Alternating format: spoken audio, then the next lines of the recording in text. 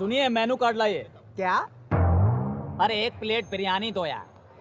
और सुनिए बढ़िया बढ़िया लेग पीस डालना। है? अरे हर आदमी को लेग पीस चाहिए, कहाँ से लाऊं? एक मुर्गी में 2 ही लेग होते हैं बस। हमारे यहाँ तो 4 होते हैं। तोहरा के पैनी जब से इहे बुझाइल तब से प्यार के रंग सच्चा सातो जन्म ला राखी अपन बना के साथी तू बड़ू सपनों से अच्छा